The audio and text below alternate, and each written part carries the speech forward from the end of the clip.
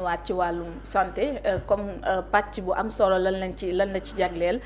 wàllum sécurité donc ak qualité jëm nag ci hygiène hospitalière ñu dénk la ko ma fàttali nañ ci ñëwaat waaye nag casquette politique bi la ñuy àbb ñu tàmbalee ko sànq dama ko junju nga bokkoon diggante 2021 wala boog lu ko jiitu ba nëgë ni bi ñuy jël nguur gi bokkoon ci jeunesse bi nga xamante ni ñoom ñoo taxawoon ci bi xeex bi jotee waaye ci tam bi samp li nga xamante ni moom moo di doxal parti bi jotee tey jii bàyyee ngeen ko ak seeni rakk boo doon def tey bilan bi ngeen génn ak jamono ji mbir yi ni muy doxee yéen ndax am ngeen satisfaction ne yéen a ngi conserver wala boog ñu ngi conserver les acquis. dëgg la xam nga ñun bi ñuy dugg ci Pastef mën nañ wax ne ñu ngi 5e année médecine di toll ci 25-26 ans loolu nga xam ne li ci ëpp foofu lañ banqaas boobu lañ njëkk jaar li nga xam ne moo nekkoon commission stratégique bi njëkk teg pour nga xam ne lépp stratégie yi ñuy doxal ni tey ba JPS yegg fii man maa nekkoon premier vice-président de cette commission stratégique te loolu dafa tax ne ñu liggéey ci liggéey ju am solo et que mun nañu wax ne tey jii nii bu Pastef yeggee fii mu yegg JPS moo si joué rôle bu très très important commencé ko parce que biñ ñu doon woo dañ doon wax partie de réseaux sociaux donc ñoom ñoo nekkoon fees foofu nga xam ne moo nekkoon ci réseaux sociaux yi mais dañ ci ànd ak patt ak organiser wàcc ci terrain bi daal di convaincre nit ñi ci projet bi nga xam ne moom lañ leen di woo ànd ci nag ak gëm-gëm gu doy waar looloo tax ba ñu bëri sénégalais xam ne ñii lii ñu nekk ànd nañ see yaqin ba mag yi fekk ci ñu jigéen ñi fekk ci ñu ba tey yàlla def ne ak fi ñu jaar yëpp sénégalais yi wóoluñu daal di ñëw dénk ñu réew mi donc JPS wax dëgg yàlla man li ma gëm mooy wàccuñu benn yoon seen yoon te ñu ngi koy wax rek yamuñu même biñ jëlee pouvoir bi au delà de xeex yu metti yi nga xam ne xeex nañ ko parce que bi ñu bëggee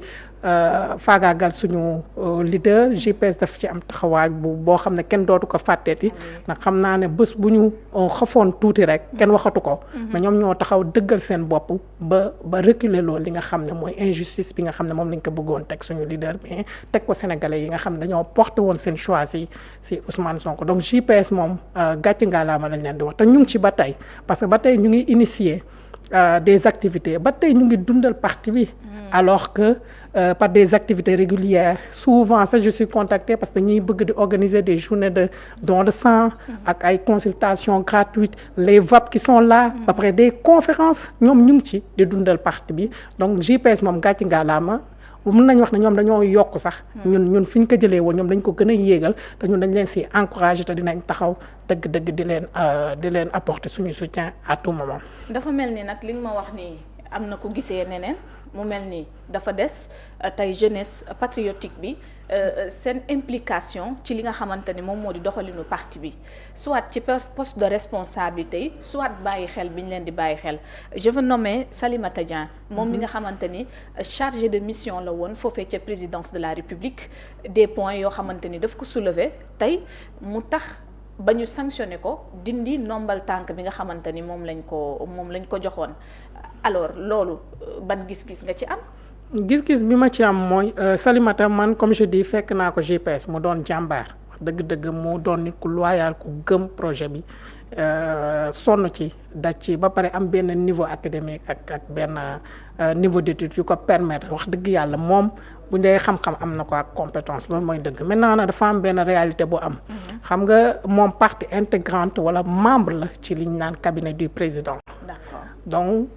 chargé de mission la ils sont membres du cabinet du président. Oui. Donc ñoom yoon bu ñu mën a waxee wala banqaas bu ñu war a mën a waxee ba ñi leen war a dégg am na maintenant nag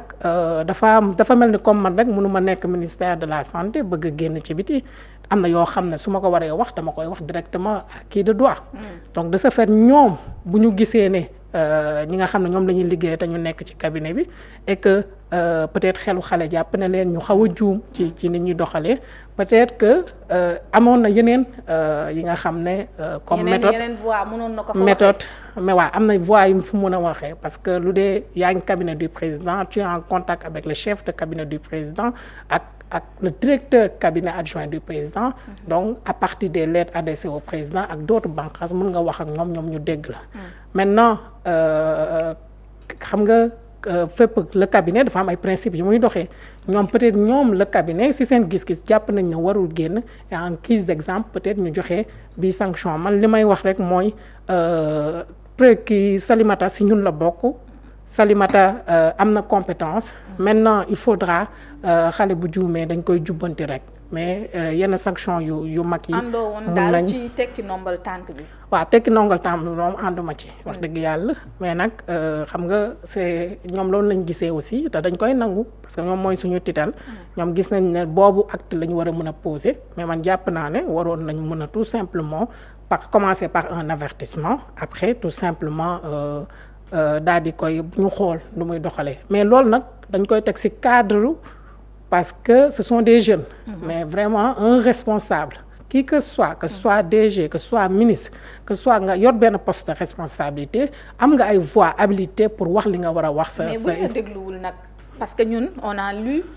poste bi wala texte bi li mu ci wax bind na avant ñu dàq ko mais bind na après c'était d'ailleurs une surprise pour elle moom mu exposé tey mën nañu wax ay góom yu nekk ci biir parti bi mu mën a law tey koo xamante ni nee na bu bind jotee bind na bu wax jotee wax na mais dafa mel ni kenn dégg ko parti bi est-ce que amatul nag peut-être dégg-dégg ba ñu amoon ñoom autorité yi des na il faut faire la part des choses on est dans l'administration dafa am benn approche boo ciy demee wax dëgg yàlla dafa administration la ñu nekk yow am nga sa gëm-gëm am nga sa gis-gis da nga koy wax fi nga ko war a waxee maintenant c'est la responsabilité de l'autorité de prendre des décisions dans ce sens ou pas selon son rythme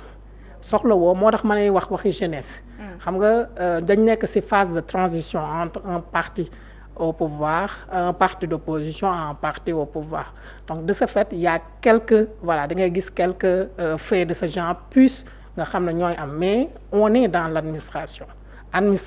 quand tu dois écrire xam nga fan nga war a wax xam nga fan nga war a waxee moo tax ma ne la bu nga waxee dégguñu la tamit foofu est-ce que du li fi sës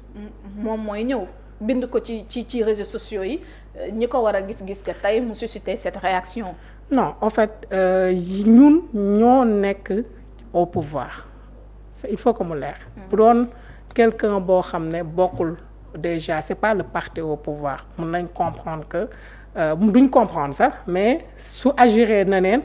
on peut essayer de voir quelles sont les raisons mais maintenant mënoo nekk parti au pouvoir tu es dans le cabinet du président tu as sa benn gis-gis ak sa benn gëm-gëm tu écris à qui de droit maintenant yow en tant que responsable parce que moom responsable la d'une structure du parti nga demande ba ci ñoom nee neen def naa sama wareef bu dee note bu dee lettre ouverte bu dee une lettre adressée au président def naa ko bu dee une lettre avec des propositions adressées au cabinet du président def naa ko maintenant man def naa sama wareef vous comprenez oui. c'est-à-dire loolu mooy approche bi dëgg-dëgg maintenant si cette approche n'est pas respectée on peut comprendre que c'est un parti en phase de transition et que il faudra davantage accompagner les jeunes par quoi par comment dirais-je par des orientations claires gën leen gunge gën leen encadrer pour ñu xam yan voies et moyens la ñu war a ànd pour mën a fësal li nga xam ne ñoom d'accord nañ ci ou pas dans l'administration je reviens encore parce qu'on est dans l'administration il faut à chaque instant selon fi nga nekk nga xam ban yëre nga ciy sol aussi parce que loolu tamit dafa am solo mais lu munti am rek man jàpp naa ne ku gëm président la ku bëgg président la te ku yàgg président la donc leneen lu munti am rek pour man on doit pouvoir récupérer ko parce que gis naa ne war na mën a apporter beaucoup de choses par rapport ak ñun liggéey bii nga xam ne sumba nañ ko xool nu ñuy yeggalee projet bi et loolu noonu li ñu mën rek mooy appeler par exemple des aînés qui sont voir comment moom nan lañ mën a récupérer Salimata et après tout simplement elle aussi et ainsi que les autres puissent tout simplement apprendre à tirer des leçons par rapport à ce qui s'est passé. Pourtant docteur Ousmane Sonko amoon na lu ko metti ci doxalinu nguur gi. que ça soit justice que ça soit yenn yi muy dégg ci parti bi. ci conférence de presse la ko waxee. ñu bëri ngaañu ko ne mënoon naa dugg ci ruq wax ak président wala leneen mais moom. dafa xam le ni bi waree wax na. mais dafa gisul résultat. tey jii mu wax ko ci penc mi ndax du tànk yu ni mel rek la topp wala mu nekk maanaam lu ñu jox parti bi ba loolu lañu xam. déedéet xam nga loolu laay wax xam nga tamit moo tax ma ne la boo bëggee comparer avec le cas de Ousmane Sonko dina am tuuti différence man gëm naa ne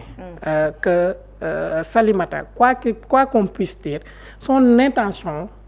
ak lu ko mën a motiver il faut que mu comprendre que phase bi ñu nekk ñun parce que boo nee si administration da nga koy comprendre on est dans une phase de voir comment redresser ce pays donc mënuñu taxaw 10 millions de personnes soit contre nous quand je dis 10 millions de personnes je parle de il y a quand même une opposition qui est là qui essaie de tirer sur nous yow mënoo nekk si ñun après di leen jox des éléments de langage loolu mënul ne donc sur ce il faudra que par rapport à ce langage voir par voies et moyens parce que dina ko déglu ñoom xamante nañ donc dina ko déglu mu wax li mu war a wax mu nekk ci on est juste à 1 an et demi je veux dire on n'a pas encore fait 10 ans ñu continuer di def lu leen c'est juste 1 an et demi donc il faudra forcément comprendre man mi nga xam ne direction nationale laa yor moi je vois tous les défis et les enjeux auxquels je fais face régulièrement mais un premier ministre qui a tout le gouvernement le président de la République ñoom ils ont vraiment beaucoup d'urgence yoo xam ne dañ koy gérer donc lépp jàpp nañ ne de temps en temps ñu ngi koy def et d'ailleurs même la cohorte des chargés de mission sont en train de subir des formations pour le moment parce que j'en connais certains qui m'ont remonté dire que ñoom ñu ngi jël ay formations donc lépp dina tegu ci ni mu war a tegee mais ñu ànd ak benn patience mais surtout ànd gëm-gëm ne il faut qu'on protège ensemble les personnes qui incarnent ce projet. donc lii da leen di dañuy nekk ñu vulnérable tey xeetu sortie su fekkee dafay am. non dafay waaw parce que da ngay jox ay éléments de langage à l'opposition bi nga xam ne loolu waroon na mën a ñàkk. mais on est d'accord que yéen ñi kenn du ko nëppal ci parti ndax rey na lu bëri ci yenn ci ay parti yoo xamante ni existé woon na avant Pastef. non y a des par rapport dans nos instances moom dafa am carrément démocratie réunion nit ñi que ce soit le coordonnateur vous venez dans les sections vous venez même dans les cellules amul y a aucune personne qui incarne vraiment l'hétérotypique amu fa tu es président de cellule yaa convaincre ñëpp bañ bokk ci cellule bi ba dañuy taxaw wax la dëgg boo ñëwee ci section communale yi noonu la boo ñëwee ci coordination département yi noonu départementale yi noonu boo ñëwee ci bureau politique noonu la ñoom dañuy waxante xuloo def li ñu war a def exemple noonu la mës a demee donc on a des instances dédiées pour pouvoir jooy li nga xam ne moo la metti en tant que membre du parti wax dëgg yàlla te ñun mënuñu wax ne le président de la République ne valorise pas les jeunes moi je viens tout simplement d'avoir mes 35 ans te avant mes 35 ans on m'a gratifié ou bien on m'a fait confiance pour diriger une direction très stratégique au niveau du ministère de la Santé. On peut citer en l'occurrence mes jeunes frères de, comment ils s'appellent encore, de Azer. Jean-Michel, l'autre jeune frère de Somicène aussi. Et malgré tout, ils sont en train de faire vraiment des résultats. Donc on ne peut pas dire que le président, oui, il porte beaucoup d'espoir par rapport aux jeunes. Et il sait comment, à quel rythme, le lundi, dugal intégré dans ce système-là ou bien dans ce dispositif bi nga xam ne teg nañ ko pour permettre à ce que qu'on puisse répondre convenablement aux attentes des populations des Sénégalais. D'accord ci leneen